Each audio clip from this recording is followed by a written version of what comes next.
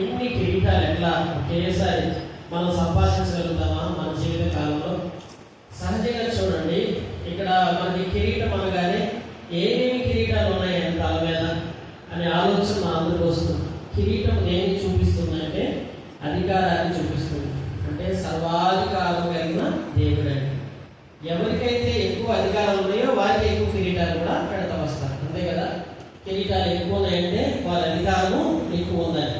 కనుక ప్రభువైన యేసుక్రీస్తు వారు ఎలాంటి దేవుడు అంటే సర్వాధికారం కలిగిన దేవుడు. ఎందుకంటే ఆయనకి అన్ని కిరీటాలు కట్టబడి కనుక ఆయన అధికారం అంతా ఆయన చేతిలోనే వెళ్ళిపోతూ వచ్చింది. అయితే ఇక్కడ బైబిల్లో మనం చూస్తూ వచ్చినప్పుడు పరిశుద్ధ గ్రంథంలో మనం గమనించినట్లయితే కీర్తనలు 103 అధ్యాయం కిరీటాలు ఎట్లా ఉంటాయంటే చూడటానికి ఏం పెద్ద విలువైన ఉంది. కరుణా కట్టడం, బంగారు కిరీటమా, వెండి కిరీటమా, లేకపోతే ఏం కిరీటాలు ఇవి, ఏమి ఏదో వజ్రాలతో చేయబడిన కిరీటాలా అంటే అవి కాదు. ఇవన్నీ కూడా ఎట్లాంటి కరుణా కటాక్షములు కలిగిన కిరీటం. కటాక్షం ఒక కిరీటం, కరుణ అనే కిరీటం. అలాగే బైబిల్లో ప్రకటన గ్రంథం ఒక ప్రభావాలతో కూడిన కిరీటం. చూడండి, దయా దాక్షిణ్యాలతో కూడిన కిరీటం, కరుణా కటాక్షములతో కూడిన కిరీటం, దయా కిరీటం అంటాడు. చూసారా, కరుణా కటాక్షములతో కూడిన కిరీటం, మహిమా ప్రభావాలతో కూడిన కిరీటం కదా. ఇవి ఎంత శ్రేష్టమైన కిరీటాలు ఇవి. ఇలాంటి కిరీటాలన్నీ యేసు ప్రభువు యొక్క తల మీద ధరింప చేయబడి ఉన్నాయి. కనుక ప్రభువైన యేసుక్రీస్తు వారు ఇన్ని కిరీటాలు పొందుకోవడానికి దానికి ముందుగా ఏదైనా ఈ లోకంలో ఒకటి గమనించండి, ఒక అధికారం కానీ, ఒక ఘనత కానీ, ఒక శ్రేష్టతలో రావడానికి, ఒక ఆశీర్వాదకరమైన వ్యక్తిగా మార్చబడటానికి దానికి ముందుగా దేవుడు మన యొక్క జీవితంలో మనం ఏదైతే క్రక్స్ అవుతున్నాం, నలిగిపోతున్నాం, ఏదైతే ఇబ్బందులు పడుతున్నాం, ఏదైతే శ్రమలు పడుతున్నామో, ఏదైతే అవమానాలు కూడా వెళ్తున్నామో అవన్నీ కూడా నీ భవిష్యత్తులో నీకు ఇవ్వబోయే కిరీటాలకు సాదృశ్యంగా కనిపిస్తున్నాయి. లోకానుసారంగా మీరు ఆలోచిస్తే యేసు ప్రభువు వారు భూమి మీద గడిపిన 33.5 సంవత్సరాల జీవితాన్ని చూస్తే ఎవరు ఊహించలేరు ఇన్ని కిరీటాలు ఆయన తల మీద ఉంటాయని. ఆయన జీవితాన్ని చూసిన వాళ్ళు ఎవరు చెప్పలేరు. లోపల ఎవరైనా అడిగితే ఆయన యేసు ప్రభు గురించి ఎవరైనా సాక్ష్యం అడిగితే ఏమంటారు? ఆయన అన్ని కష్టాలు పెడితే భూమి మీద ఉన్నంతకాలం ఆయన కష్టాలు తప్ప ఇంకేం పడ్డాడు. ఆయన శిలువ మీద కాళ్ళకి చేతులు మేకులు పెట్టాడు, ఆయన అన్ని శ్రమలు అనుభవించాడని ఆ లైంగిక సంబంధంగా చూసినప్పుడు, యేసు ప్రభు యొక్క అవుట్వర్డ్ చూసినప్పుడు, బహిర్గతంగా చూసినప్పుడు ఆయన ఏం కనపడుతున్నాడంటే ఆయన ఒక శ్రమతో కూడిన జీవితమే కనిపిస్తుంది. కానీ ఆయన అన్ని కిరీటాలు పొందుకోవడానికి అర్హుడుగా ఎంచబడినట్టుగా ఈ లోకం ఆయన గుర్తించలేదు కదా. అవునా కదా? ఈరోజు మనందరి జీవితాల్లో కూడా మనం అవుట్వర్డ్ చూస్తున్నప్పుడు మన జీవితం ఎట్లుందంటే ఒక శ్రమతో, శోధనతో, ఇరుగుతో, ఇబ్బందితో కూడుకున్నట్టుంది. కానీ దేవుడు నీ కొరకు, నా కొరకు దాచి ఉంచిన మేలు ఎంతో గొప్పది. మన కొరకై అదృశ్యముగా కంటికి కనిపించని దాచి ఉంచినటువంటి ఆ శ్రేష్టత అనేది చాలా విలువైంది, చాలా విలువైంది. ఈరోజు ఇదే మనం చూసుకుంటున్నాం. లోకానుసారమైన కిరీటాలకి, ఆ కంటికి కనిపించని ఆ పరోక్షంగా దేవుడు దాచి ఉంచిన ఆ కిరీటాలకి ఉన్న వ్యత్యాసాన్ని ఈరోజు పనులు సమీపించే ముందు మనం తెలుసుకోవడానికి ప్రయత్నం చేద్దాం. దేవుని బిడ్డలారా, గమనించినట్లయితే అందుకే పరిశుద్ధ గ్రంథంలో ఒక చక్కటి మాట రాశారు. ఒక రాజకీయ బహుమతి, ఒక భూషణ కిరీటముగా యేసు ప్రభువు జీవితం ఉందండి. ప్రభువైన యేసుక్రీస్తు వారు ఒక భూషణ కిరీటముగా ఉన్నాడు. మహిమా ప్రభావములతో కూడిన కిరీటాలు తన తల మీద ఉన్నాయి. కరుణా కటాక్షములతో కూడిన కిరీటాలు ఆయన తల మీద వచ్చేస్తాయి. దయా కిరీటం అనే ఆయన కిరీటం ఆయన తల మీద వచ్చేస్తాయి. ఎంతటి స్థాయి ప్రభు అనుభవం వచ్చాడు, ఎంత గొప్పతనాన్ని అనుభవించే స్థాయికి ప్రభుని మరి మానవతాన్ని జన్మించిన యేసుక్రీస్తు ప్రభు వారిని తండ్రి దేవుడు ఎంతగా హెచ్చింప చేస్తూ వచ్చాడు. దేవుని బిడ్డ గమనిస్తే ఇక్కడ మనం గమనించాల్సింది ఏంటంటే ఇదంతా ప్రభుకే సరిపోతుందా? మనకు లేదా? నీకు లేదా? నీకు ఆ కిరీటాలు పెట్టాలని దేవుని ఉద్దేశం కదా. ఆయన ఒక్కడికేనా? నీకు మనందరికి లేదంటే బైబిల్ చెప్తా ఉంది. ఆయన మాత్రమే కాదు, భూమి మీద రక్షించబడిన నిన్ను కూడా అదే రీతి ఉంచాలని దేవుడు కోరుకుంటున్నాడు. అందుకే ఒక మాట చూడండి, ప్రకటన 1వ అధ్యాయం 6వ వచనం, ఆయన మనం ఒక రాజ్యముగా, మనల్ని ఒక యాజకులుగా చేస్తూ వచ్చాడు. రాజులైన యాజక సమూహం. మనందరం ఎవరు తెలుసా?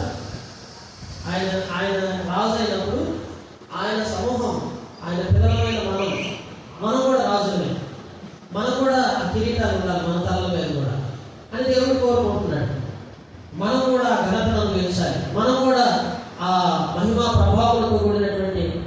వాడిని ఉన్నత స్థితి నువ్వు అనుభవించాలని దేవుడు కోరుకుంటున్నాడు.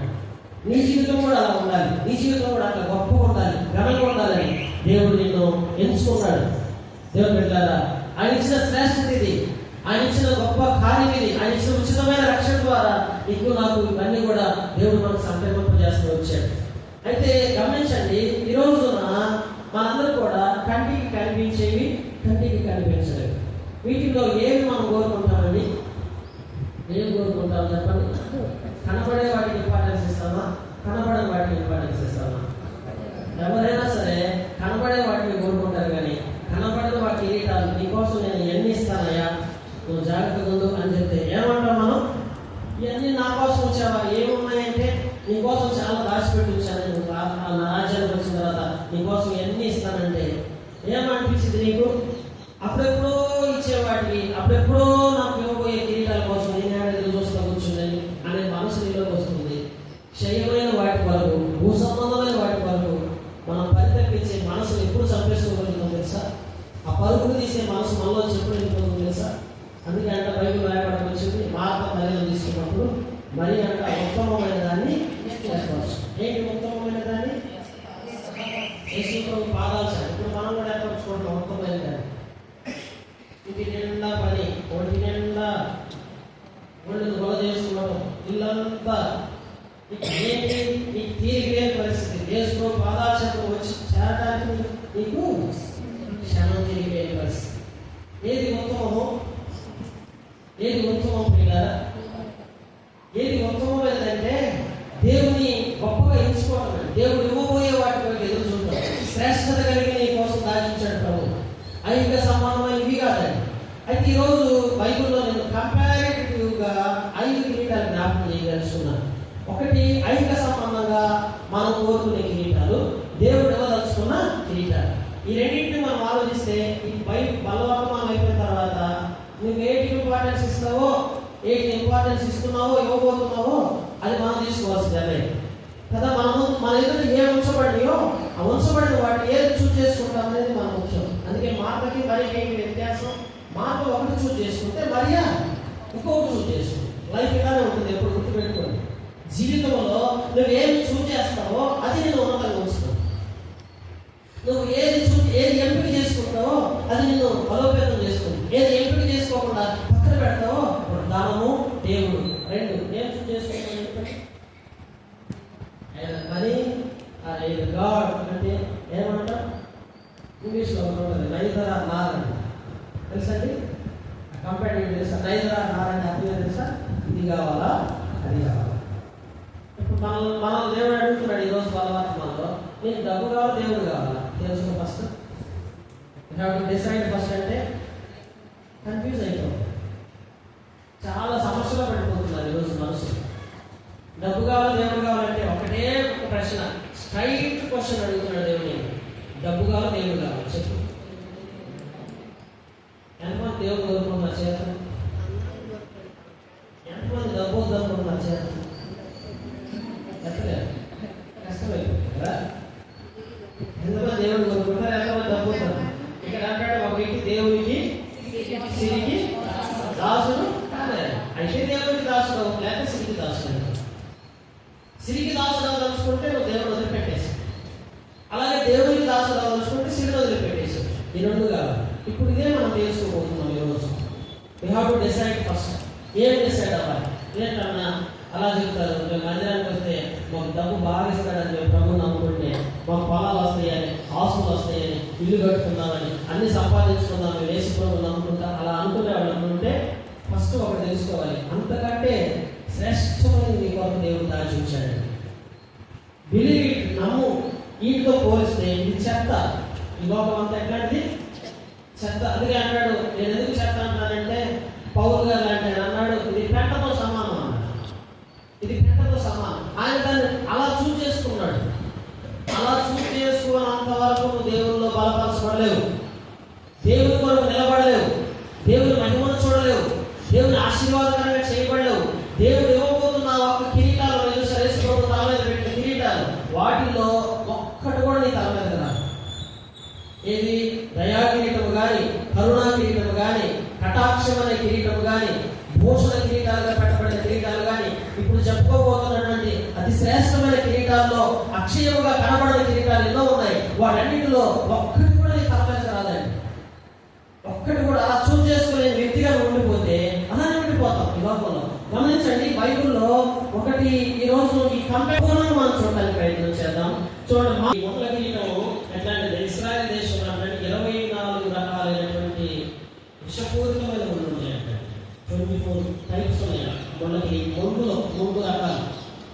వీటిలో కూడా 24 రకాలైనటువంటి ముళ్ళలో కూడా ఒక్క ముళ్ళని ప్రత్యేకంగా సెలెక్ట్ చేశారు ఇశ్రాయేల్ దేశాన్ని ప్రజలు, యూదులు. ఆ సెలెక్ట్ చేసినటువంటి ఆ ముళ్ళని ఆ ముళ్ళతో చేసిన కిరీటం అంటారు. ఈ 24 రకాలైనటువంటి ముళ్ళలో కూడా అత్యంత విషపూరితమైన ముళ్ళతో చేయబడిన కిరీటం అంటారు. అంత విషపూరితమైన కిరీటం అది ఆయన తలలో కూర్చుకోవచ్చు. దానికి పేరు కూడా చెప్పబడింది. అది శినాక్రిష్ట. ఏ పేరు? శినాక్రిష్ట అనే ముళ్ళ.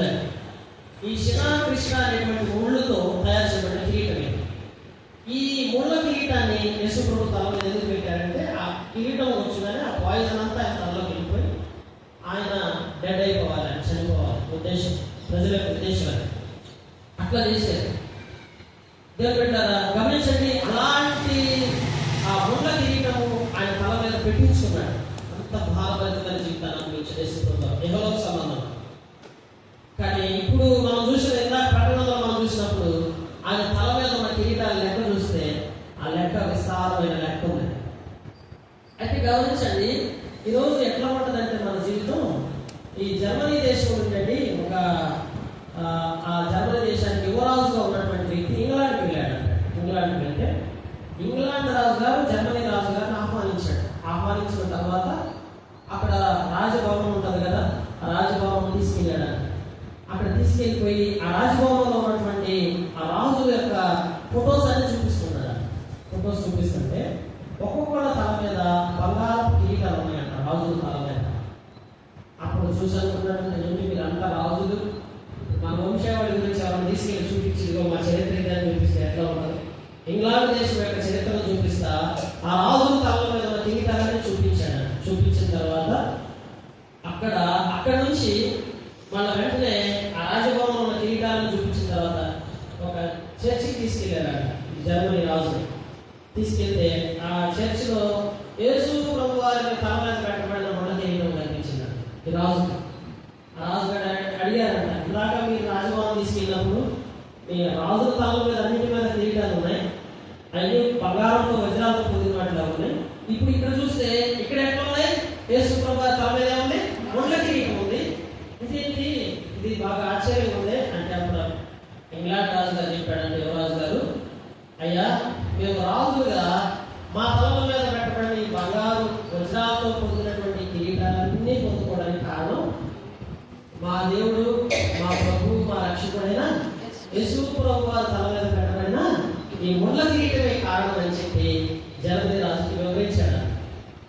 అప్పుడు జర్మనీ రాజు ఏం చేశాడు తెలుసా? మారుమనసు పొందాడంటే.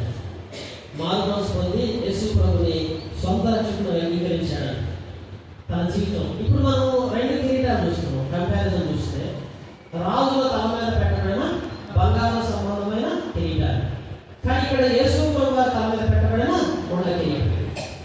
ఇప్పుడు ఇది ఏం చూపిస్తుందంటే ఐక్య సంబంధంగా మన యొక్క జీవితంలో కూడా ఇప్పుడు మనందరం ఈ 2 కిరీటాల్లో దేని కోరుకుంటాం? బంగారం. నీ మెడలేస్తే సంతోషిస్తావు కదా ఎవరైనా సరే. అంటే బంగారు కిరీటం పెడితే బ్రహ్మాండం ఉంటుంది, చక్కగా బాగుంటుంది, వజ్రాలతో పోయి కిరీటం కావాలంటావు. కానీ అయ్యా నీకు తెచ్చి ముళ్ళ కిరీటం పెడతారంటే ఎవరైనా చూస్ చేసుకుంటారా? ఎవరు చూస్ చేసుకోండి. ఇక్కడ కావాల్సింది ఏంటంటే యేసు ప్రభు చూసే చూపు అండి. నువ్వు ఈ సొసైటీని చూసే చూపు చాలా ముఖ్యం.